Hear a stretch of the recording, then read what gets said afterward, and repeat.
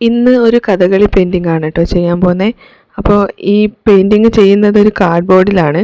അതായത് വീട്ടിലൊരു ഡ്രസ്സ് മേടിച്ച ഒരു കാർഡ്ബോർഡാണ്. അത് ഞാൻ കട്ട് ചെയ്ത് ഇതുപോലെ ആക്കിയിട്ടുണ്ട്. അപ്പോൾ നല്ല ഭംഗിയാണ് അതിൽ വരയ്ക്കുമ്പോഴത്തേനും. കാരണം നമുക്ക് വാളിൽ സ്റ്റിക്ക് ചെയ്യണമെങ്കിലും ഒക്കെ നല്ല കുറച്ചൊരു തിക്നെസ് ഉണ്ടല്ലോ. അപ്പം നിങ്ങളുടെ വീട്ടിലും കാർഡ്ബോർഡൊക്കെ ഉണ്ടെങ്കിൽ കളയാണ്ട് ഇതേപോലെ കട്ട് ചെയ്തിട്ട് പെയിൻറ്റ് ചെയ്ത് വാളിൽ ഒട്ടിച്ചിട്ടുണ്ടെങ്കിൽ നല്ല ഭംഗി ഉണ്ടാവും കേട്ടോ. ഞാൻ വാളിൽ സ്റ്റിക്ക് ചെയ്തിട്ടുള്ള വീഡിയോ ലാസ്റ്റ് ഇടുന്നുണ്ട് കേട്ടോ. കുറേ അധികം നാളായി ഞാൻ ഈ റെഫറൻസ് സേവ് ചെയ്ത് വെച്ചിട്ട്. അപ്പോൾ ഇന്നാണ് എനിക്കിത് ചെയ്യാനുള്ള ടൈം കിട്ടിയത്.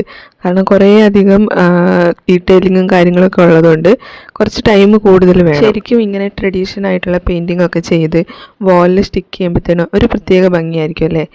പിന്നെ ഈ പെയിൻറ്റിങ്ങിൽ വരുന്ന ജ്വല്ലറിയും കിരീടവും ഒക്കെ ഞാൻ മെറ്റാലിക് അക്രിലിക് പെയിൻറ്റ് വെച്ചിട്ടാണ് കേട്ടോ ചെയ്യുന്നത്. ചെറിയൊരു ഷൈനിങ് ഒക്കെ കിട്ടും.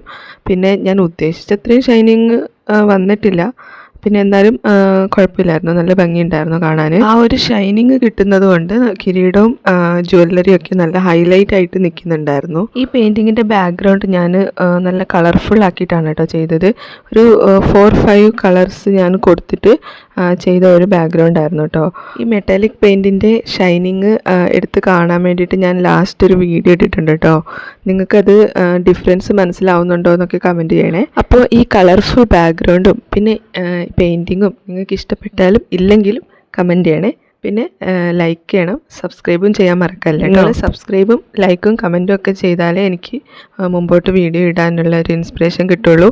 അപ്പം എല്ലാവരും സപ്പോർട്ട് ചെയ്യുമെന്ന് വിചാരിക്കും. പിന്നെ നെക്സ്റ്റ് എന്ത് പെയിൻറ്റിങ് ചെയ്യണമെന്നും നിങ്ങൾ കമൻറ്റ് ചെയ്തോളൂ, ഞാൻ ട്രൈ ചെയ്യാം.